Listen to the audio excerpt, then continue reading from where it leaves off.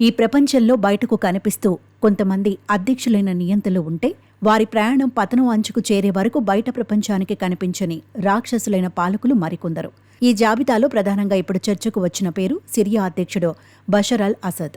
దేశం విడిచి పారిపోయిన సిరియా అధ్యక్షుడు బషర్ అల్ అసద్ పాలనలో కొనసాగిన పైశాచిక చర్యలు ఒక్కొక్కటిగా వెలుగులోకి వస్తున్నాయి. ప్రభుత్వ వ్యతిరేకులకు ప్రత్యక్ష నరకం చూపిస్తూ ఒక్కసారి లోపలికి వెళితే ఇక బయటకు వచ్చే అవకాశం లేకుండా చేసి స్నైడ్నాయ మిలిటరీ జైలు వ్యవహారం ఇప్పటికే తెరపైకి వచ్చింది.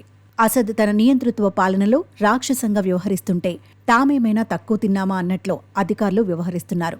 టాక్సీ డ్రైవర్ అయిన తలాక్ దక్కాక్ అసద్ ప్రభుత్వంలో చేరి కీలక నేతగా ఎదిగాడు. తన ఆధీనంలో పనిచేసే దాదాపు 1500 మందిని అడ్డుపెట్టుకుని అసద్ అండదండలతో సొంతంగా నేర సామ్రాజ్యాన్ని స్థాపించాడు. ప్రస్తుతం ఇంటెలిజెన్స్ విభాగం టైగర్ ఫోర్స్లో కీలక అధికారి అయిన తలాక్ దక్కాక్ తిరుగుబాటుదారులు అతన్ని పట్టుకుని సిరియా పశ్చిమ ప్రాంతంలోని హమా పట్టణంలో బహిరంగంగా ఉరితీసినట్లు తెలుస్తోంది. అయితే దీనిపై ఎలాంటి అధికారిక ప్రకటన వెలువడలేదు.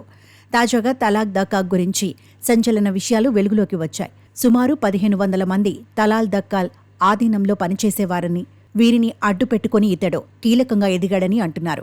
2005లో జూన్ నుంచి ఓ సింహాన్ని తీసుకొచ్చి పెంచి పోషించినట్లు తెలుస్తోంది. తనకు ఎదురు తిరిగిన వాళ్లను ఈ సింహానికి ఆహారంగా వేసేవాడనే కథనాలు ఇప్పుడు సంచలనంగా మారాయి. సిరియా తిరుగుబాటుదారులు దారుణంగా తలాల్ దక్కాక్ని ఉరితీశారన్న వార్త విన్న హమా నగరవాసులు దీపావళి తరహాలు సంబరాలు చేసుకుంటున్నారని తెలుస్తోంది.